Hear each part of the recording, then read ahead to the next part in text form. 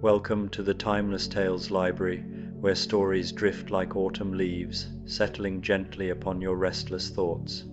I'm Oliver, your host, and tonight I'll be sharing a soothing tale to ease your mind and guide you gently towards sleep. The Timeless Tales Library is made possible by listeners like you. If you found comfort here, please subscribe and help us continue creating these peaceful stories. As you settle in, comment below and let me know where you are in the world tonight, and share a place you dream of a story taking you to, perhaps the floating gardens of Xochimilco, a shepherd's hut in the Scottish Highlands, the glowing caves of Waitomo, or a traditional ryokan nestled in the Japanese Alps.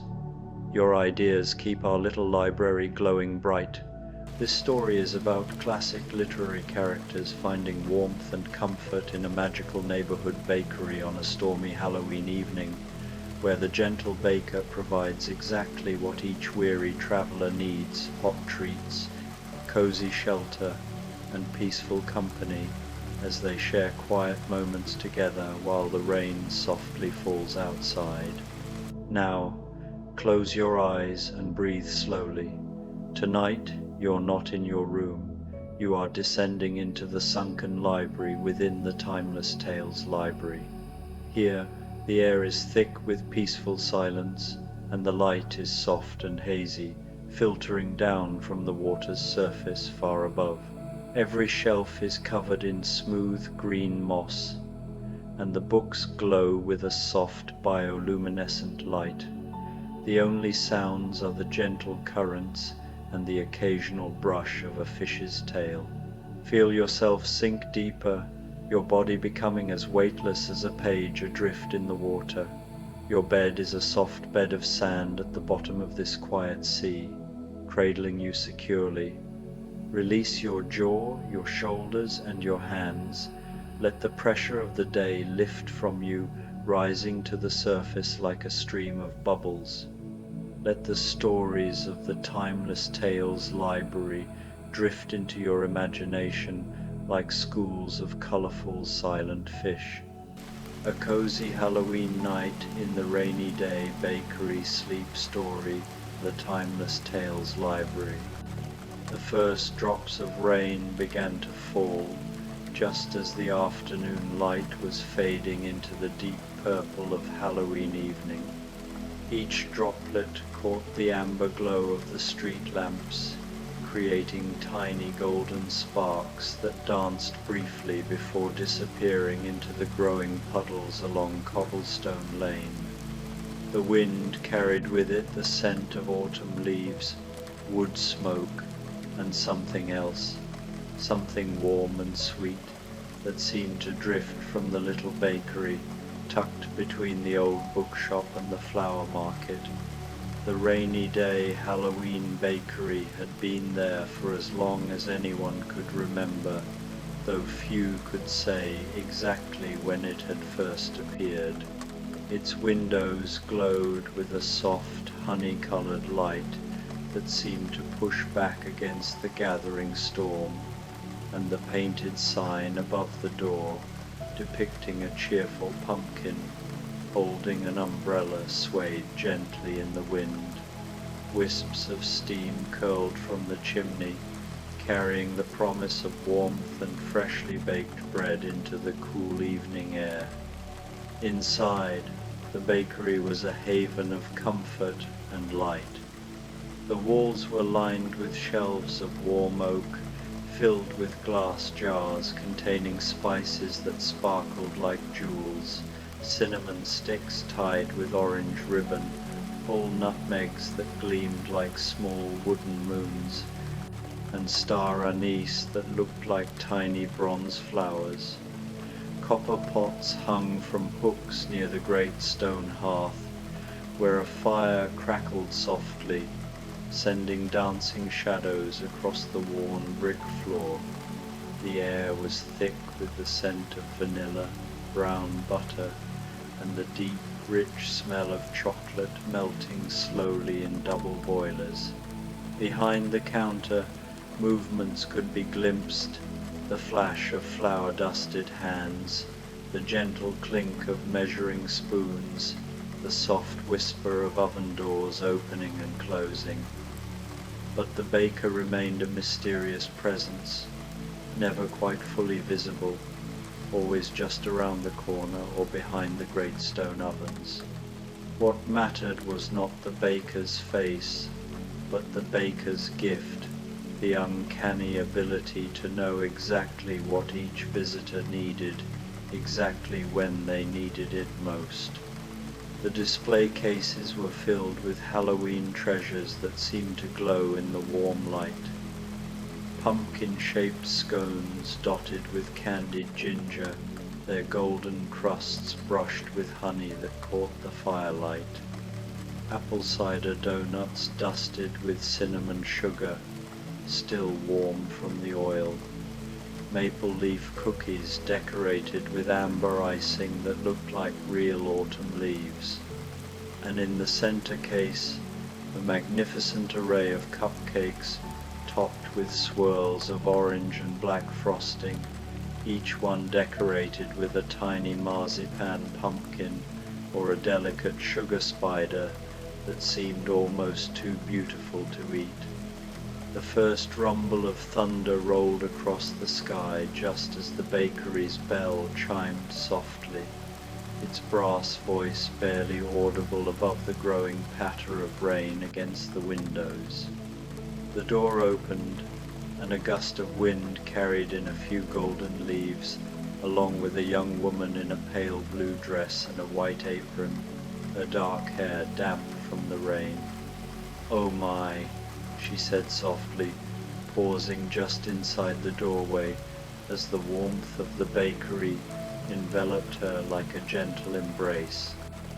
Her voice carried the crisp accent of New England, and her dark eyes took in the cozy scene with obvious relief.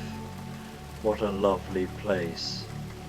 This was Alice, though she was no longer the curious child who had once tumbled down a rabbit hole into Wonderland. Years had passed since her strange adventures, and she had grown into a thoughtful young woman who worked as a governess for a kind family in the countryside. But the wonder in her eyes remained unchanged, and as she stepped further into the bakery, that same sense of magic she had once known began to stir in her heart. "I was caught in the rain," she explained to the warm air, though no one seemed to be listening, or perhaps someone was, just out of sight. "I was walking home from the village when the storm began. I've never seen this bakery before, though I've walked this way 100 times." She moved toward the counter, her wet shoes making soft sounds on the brick floor. The display cases drew her like a magnet, and she found herself gazing at a tray of cookies shaped like playing cards, hearts and spades and clubs and diamonds, each one decorated with royal icing in the most delicate detail. They reminded her of something, though she couldn't quite place what. "How curious," she murmured, and as she spoke, a cup of tea appeared on the counter before her, not placed there by any visible hand, but simply present, as if it had always been there. The cup was delicate china, painted with tiny roses, and the tea within steamed gently, carrying the scent of bergamot and honey. Beside it sat a small plate holding a single playing card cookie, the Queen of Hearts, decorated with intricate red icing and tiny pearl dust that made it shimmer in the firelight. Alice wrapped her hands around the warm cup and took a sip. The tea was perfect, not too hot, not too sweet, with just the right hint of lemon. As the warmth spread through her chest, she felt the tension of the long day begin to melt away. She had been worrying about her young charges, about the lessons she needed to prepare, about the letter she needed to write to her sister. But here, in this moment, with the rain drumming gently against the windows and the fire crackling in the hearth, all of those concerns seemed very far away. She took a small bite of the cookie, and the flavor transported her instantly, butter and vanilla and a hint of rose water that made her think of her mother's garden in summer. The icing was smooth and sweet, with a complexity that revealed itself slowly, layer by layer. It was, she thought, exactly what a Queen of Hearts cookie should taste like, though she had never tasted one before. The bell chimed again, more insistently this time, and the door burst open with a gust of wind and rain. A figure stumbled inside, a tall, lean man, with wild dark hair and clothing that had seen better days. His coat was patched in several places, and his boots were worn thin at the heels, but his eyes were bright and intelligent, and there was something noble in his bearing despite his shabby appearance. "Good evening," he said, straightening his coat and attempting to smooth his unruly hair. His voice carried the musical cadence of the Scottish Highlands, and there was poetry in the way he shaped his words. "I do apologize for my dramatic entrance. The storm seems to have increased in intensity, and I found myself in need of shelter." This was Robert Burns, the ploughman poet, though he had long since set down his plough to pursue the muse that called to him from every sunrise and sunset, every lark's song and lover's sigh. He had been walking through the countryside, as was his habit when inspiration struck, composing verses in his head about the beauty of autumn evenings. But the storm had caught him unprepared, and he had been grateful to spot the warm light of the bakery through the driving rain. Alice looked up from her tea and smiled. "Please, come in properly. The fire is warm, and the tea is excellent." Burns moved toward the hearth, his keen eyes taking in every detail of the cozy bakery. "A magical place indeed," he said, warming his hands by the fire. "I've walked these roads for years, but I've never encountered this particular establishment, though perhaps," he added with a twinkle in his eye, "it only appears when it's most needed." As if in response to his words, a bowl of something hot and fragrant appeared on the counter nearest to where he stood. It was oatmeal porridge, but not the simple fare of his childhood. This was porridge fit for a poet, creamy and rich, topped with a swirl of honey and cream, candied walnuts, and a sprinkle of what looked like gold dust but was actually brown sugar mixed with cinnamon. Beside it sat a thick slice of what appeared to be traditional Scottish bannock, but as Burns approached, he could smell the additions that made it special: dried currants, a hint of whiskey, and herbs that reminded him of the highland meadows of his youth. "Oh, now that's a sight for sore eyes," he said, settling onto a stool by the counter. He took a spoonful of the porridge, and his eyes closed in pure bliss. "Aye, that's the taste of home, but better than home ever was." Alice watched him with interest. There was something about the way he savoured each bite, the way he seemed to find poetry in the simple act of eating, that spoke to her own appreciation for life's smaller pleasures. "Are you a writer?" she asked. "Among other things," Burns replied with a smile.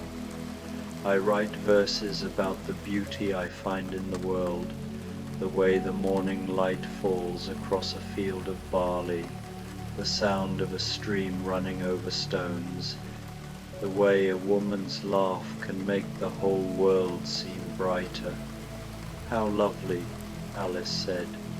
I've always thought there was poetry in ordinary things, though I've never been brave enough to write it down. Ah, but courage isn't required, lass, Burns said gently. Only honesty and a willingness to see the magic that's already there.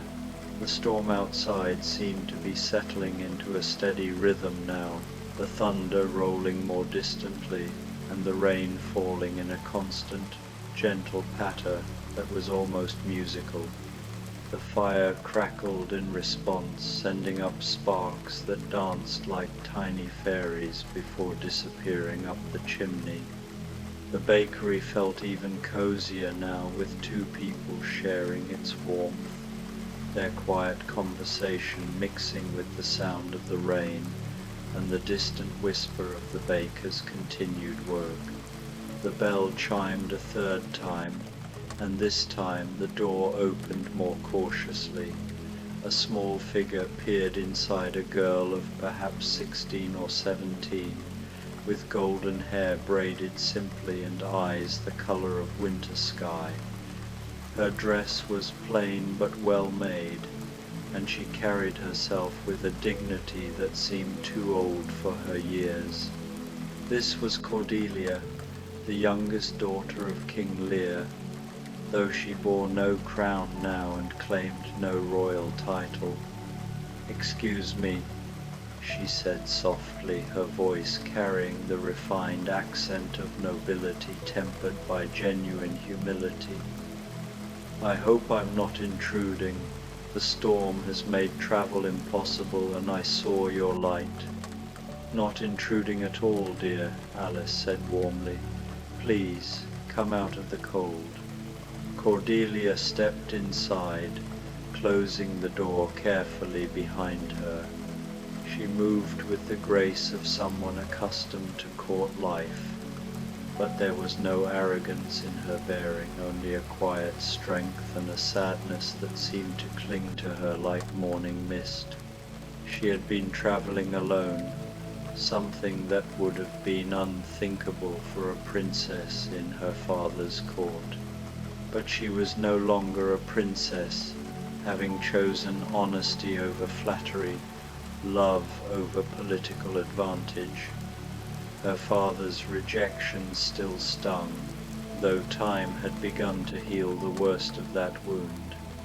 "A weary traveller is always welcome," Burns added, gesturing to the warmth of the fire, "especially on a night like this, when the storm seems bent on reminding us how small we are in the face of nature's power." As Cordelia approached the fire, she found that a place had been prepared for her, a comfortable chair with soft cushions, positioned perfectly to catch the fire's warmth. On a small table beside the chair sat a delicate teacup filled with something that steamed gently, and a plate holding what appeared to be a single piece of shortbread, but as she lifted it, she could see it had been shaped into a heart and decorated with crystallized violets. She took a sip of the drink and discovered it was spiced cider, warm and fragrant with cinnamon and cloves, with just a hint of something else, perhaps cardamom or a touch of brandy. It was exactly what she would have chosen for herself, had she known such a perfect drink existed. "This is extraordinary," she said softly, taking a small bite of the shortbread. The butter was rich and creamy, the sugar perfectly balanced, and the violets added a floral note that made her think of the gardens of her childhood, when life was simple and her father's love seemed as constant as the sunrise. "Indeed it is," Alice agreed. I was just thinking how this place seems to provide exactly what each person needs. My tea appeared just as I was hoping for warmth, and Mr. Burns found porridge that reminded him of home. The mystery of it adds to the charm, Burns said, finishing the last of his bannock. Sometimes the best gifts are those we cannot explain, only accept with grateful hearts. Cordelia nodded, settling more comfortably into her chair. I've been traveling for some time, she said, seeking, well, I'm not entirely sure what I'm seeking. A new beginning, perhaps. A place where I can be useful, where my past doesn't define my future. Ah, the eternal journey, Burns said gently. We're all seeking something, are we not? The perfect verse, the perfect love, the perfect moment when everything makes sense. I think sometimes the perfect moment is simply this, Alice said, gesturing to the cozy scene around them. Warm and dry, with good food and kind company, while the storm rages safely outside. They fell into a comfortable silence then, each lost in their own thoughts, but connected by the shared warmth of the bakery and the gentle rhythm of the rain. The fire continued to crackle, sending dancing shadows across the walls, and somewhere in the back of the bakery they could hear the soft sounds of continued baking, the whisper of flour being sifted, the gentle bubble of something simmering on the stove. The bell chimed once more, and this time it was accompanied by the sound of heavy footsteps on the cobblestones outside. The door opened to admit a large man with a beard like spun silver and eyes that held depths of ancient wisdom. His clothing was simple but well made, the garb of a craftsman or merchant, and he carried himself with the confidence of someone accustomed to respect. This was Prospero, the exiled Duke of Milan, though his days of commanding spirits and conjuring tempests were long behind him. "Good evening," he said in a voice like aged whiskey, rich and smooth. "I find myself in need of shelter from this most determined storm." He paused just inside the doorway, his eyes taking in the scene with obvious pleasure. Here was Alice with her teacup and playing card cookie, Burns with his empty bowl of porridge, and Cordelia curled in her chair with the firelight dancing across her golden hair. The warmth and peace of the scene seemed to settle something in his soul that had been restless for far too long. "Please, join us," Cordelia said, gesturing to the remaining chairs near the fire. "We seem to have found the most welcoming refuge imaginable." Prospero moved toward the fire with the measured step of someone who had learned not to rush through life, having discovered that the most precious things revealed themselves only to those who took the time to truly see.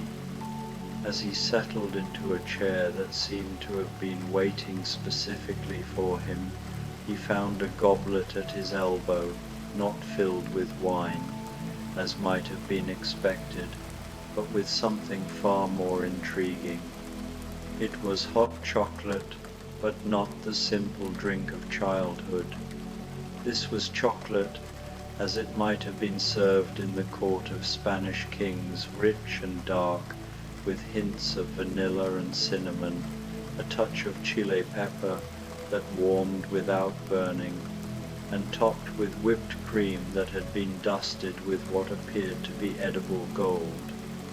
Beside it sat a single piece of what looked like Turkish delight, but as he lifted it, he could see it had been crafted with extraordinary care, layers of different flavors, invisible in its translucent depths, like a tiny stained glass window.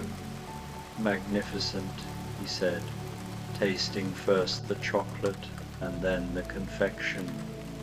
"This brings back memories of distant lands and royal banquets, of flavors I had almost forgotten existed." "You've traveled extensively?"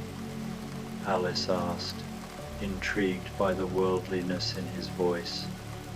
"In my youth, yes," Prospero replied. "I was in a position that allowed me to see much of the world, though I spent many years after that in solitude, learning that sometimes wisdom comes not from seeing new places, but from truly understanding where you are." Burns leaned forward with interest. "A philosopher as well as a traveler, I suspect. There's something in your bearing that speaks of deep learning, hard-won wisdom." "We all learn if we live long enough," Prospero said with a gentle smile. "I've learned the value of forgiveness, the power of letting go of old grievances, the peace that comes from accepting what cannot be changed while working to change what should be changed." Cordelia looked up from her cider. "Forgiveness," she repeated softly. "Yes, I'm still learning that lesson myself." "It's perhaps the most difficult lesson of all," Prospero said, "especially when we must forgive those we love most, for it's their failures that cut us deepest." The conversation flowed gently among them then, touching on travels and dreams, on books they had read and places they had been. Alice spoke of her work with children, how their unguarded curiosity reminded her daily of the wonder that existed in the world. Burns shared fragments of verses that came to him as he spoke, painting word pictures of Scottish hillsides and the laughter of shepherdesses. Cordelia described the small cottage where she now lived, how she had learned to find joy in simple tasks like tending a garden or baking bread for her neighbors. And Prospero told stories of distant islands and ancient libraries, of the satisfaction that came from understanding at last that true magic lay not in commanding others, but in mastering oneself. The storm outside had settled into a gentle, steady rain that no longer seemed threatening but rather comforting, a lullaby sung by the sky to help the world settle into peaceful sleep. Inside the bakery, the fire had burned down to glowing coals that painted everything in warm amber light, and new treats had appeared on the counter as they talked. There was a tray of what looked like miniature pumpkin pies, each no larger than a silver dollar, their crusts flaky and golden, their fillings smooth and spiced with just the right blend of cinnamon, nutmeg, and ginger. Beside them sat a plate of cookies shaped like autumn leaves, each one a different color, some gold like birch leaves, some red like maple, some brown like oak, and all dusted with a sugar that sparkled like morning frost. But most impressive of all was a cake that now graced the center of the counter. It was not large, but it was clearly a masterpiece, 3 layers of what appeared to be spice cake, filled with something that looked like cinnamon buttercream, and covered in fondant that had been painted to look like autumn twilight. The base was deep purple like the evening sky, gradually lightening to gold near the top, and scattered across its surface were tiny sugar stars and a crescent moon that seemed to glow with its own light. "That's the most beautiful cake I've ever seen," Alice breathed, rising to get a better look. It's like something from a dream, Cordelia agreed, joining her at the counter. Burns stood and moved closer as well, his poet's eye taking in every detail. Aye, it's a work of art, too beautiful to eat, surely. But Prospero, with the wisdom of his years, smiled and shook his head. Beautiful things are meant to be enjoyed, not merely admired. The baker, wherever he or she may be, created this to be shared, not preserved. As if summoned by his words, 4 plates appeared on the counter, each holding a perfect slice of the twilight cake. The interior was revealed to be even more magical than the exterior. The cake itself was a warm golden color, studded with what appeared to be crystallized ginger and tiny pieces of candied orange peel. The filling was indeed cinnamon buttercream, but layered with thin sheets of what looked like spun sugar that caught the light, like dewdrops on spider webs. They each took a plate and returned to their seats by the fire, where the coals still glowed with steady warmth. The first bite of cake was a revelation, moist and spiced, sweet but not cloying, with flavors that seemed to change and develop as they ate. Alice detected notes of cardamom and a hint of rosewater. Burns found echoes of honey and oats that reminded him of his homeland. Cordelia tasted lavender and something that might have been elderflower, and Prospero discovered layers of complexity that spoke of exotic spices from distant lands, star anise, perhaps, and something that might have been saffron. Each person tastes something different, Alice said wonderfully. How extraordinary. Perhaps we taste what we need, Cordelia suggested, what speaks to our hearts in this moment. Or perhaps, Burns said with a smile, the magic lies not in the cake itself, but in sharing it with kindred spirits on a stormy night. They ate in comfortable silence for a while, watching the fire and listening to the rain, which had grown even gentler and more musical. The bakery seemed to wrap around them like a warm blanket, protecting them from the weather and the worries of the world beyond its walls. As they finished their cake, Alice found herself thinking about the curious path that had led her here. If she hadn't stayed late at the schoolhouse to prepare lessons, if she hadn't decided to walk home despite the threatening sky, if she hadn't seen the warm light of the bakery just when the rain began. But perhaps, she thought, some meetings were meant to be, written in the stars long before the participants ever suspected.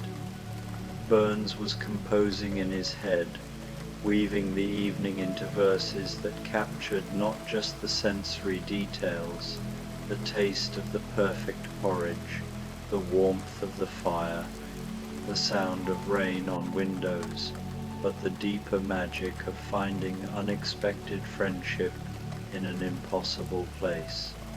Cordelia felt something she had not experienced since leaving her father's court, a sense of belonging, of being exactly where she was meant to be. These strangers had welcomed her without question, shared their warmth without reservation, asked nothing of her but her simple presence. It was, she thought, what true fellowship should be. And Prospero, who had spent so many years mastering the complex arts of magic and governance, marveled at the simple enchantment of this place, this moment. Here was magic that required no spells or spirits, only the willingness to be present, to be grateful, to share what was given with an open heart. The bell chimed one final time very softly, and they all looked toward the door, but no one entered. Instead, the sound seemed to signal something, a change in the atmosphere perhaps, or simply the passage of time. The storm outside had gentled to the softest whisper of rain, barely audible now against the windows. "I believe the storm is ending," Prospero said softly. They all listened, and indeed, the drumming on the roof had faded to the gentlest patter, and through the windows they could see that the wind had stilled. But none of them made any move to leave. "I'm in no hurry to venture out again," Alice admitted. "This has been the most peaceful evening I've had in months." "Aye, there's no rush to return to the world just yet," Burns agreed. "Sometimes a man needs to sit by a fire with good company and let his soul catch up with his body." "I feel as though I could stay here forever," Cordelia said dreamily. "When morning comes, perhaps this will all seem like a beautiful dream." "Perhaps it is a dream," Prospero said with a gentle smile. "But if so, it's the kind of dream that changes us, that we carry with us long after we wake, as if in response to their reluctance to leave, new comforts appeared around them." Alice found a soft blanket draped over the arm of her chair, woven in shades of blue and silver that reminded her of winter mornings. Burns discovered a leather-bound journal and a well-worn quill pen on the table beside him, as if the bakery understood his need to capture the evening in words before it faded. Cordelia's chair acquired a small footstool and a pillow embroidered with tiny violets, transforming it into the most comfortable seat imaginable. And beside Prospero's chair appeared a small stack of books, volumes of philosophy and poetry, their leather covers worn smooth by many hands. The fire settled into a steady glow that would last for hours, and the bakery filled with the kind of deep, contented silence that comes only when people are exactly where they want to be, with exactly the companions they need.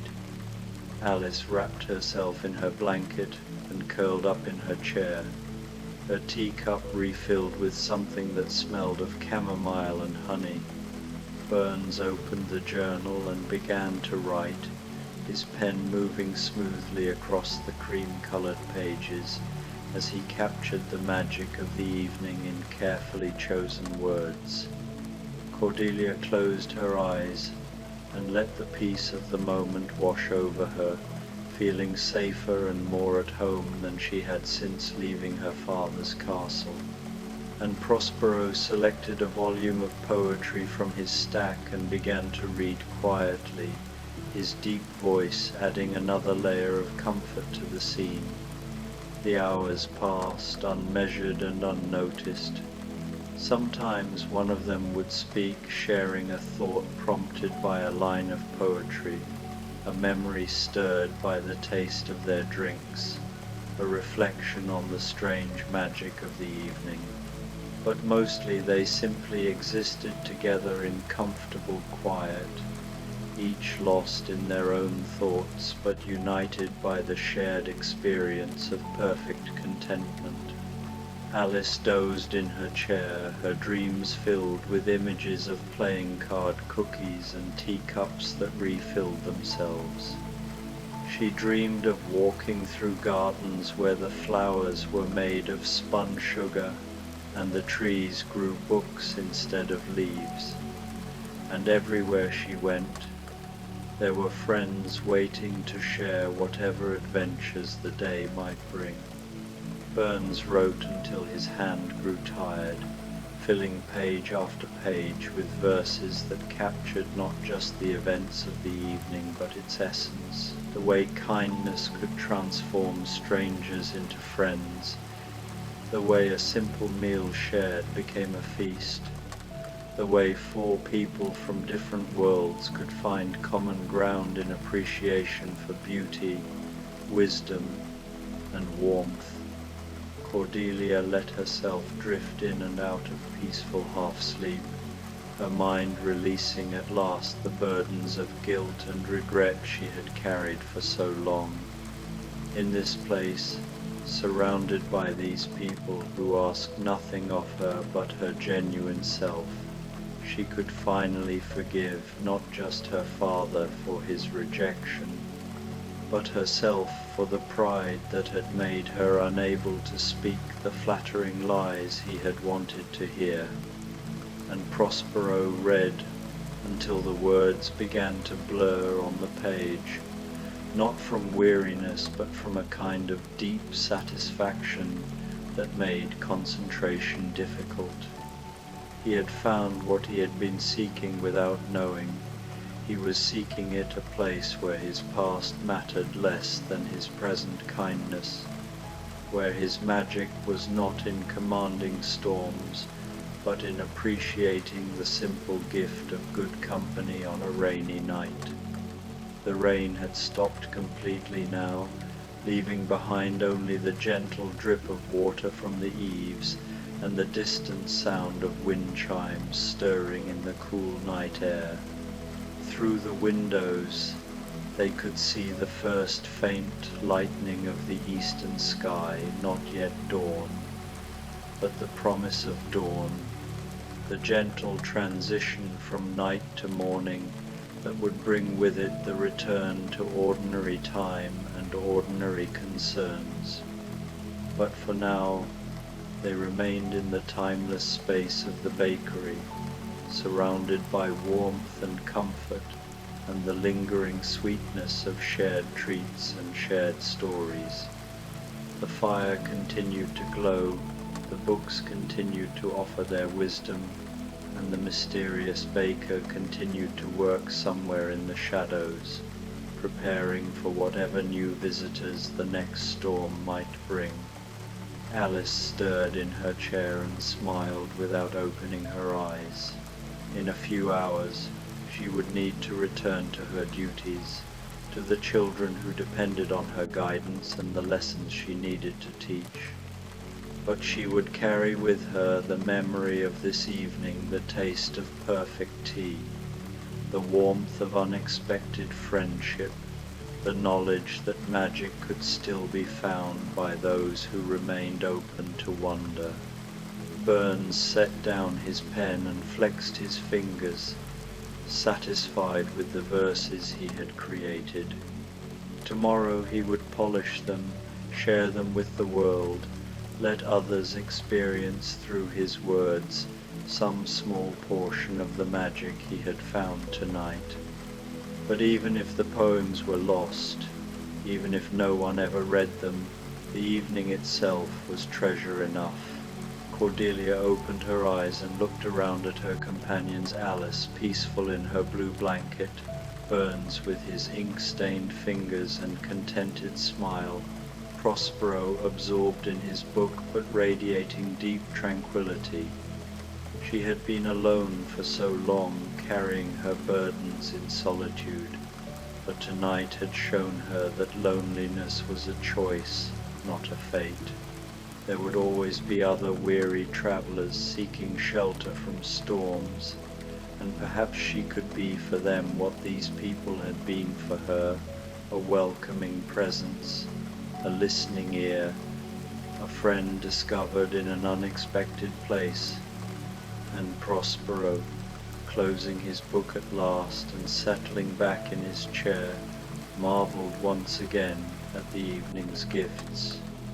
He had spent years learning to command the elements, to bend spirits to his will, to shape reality through force of knowledge and determination.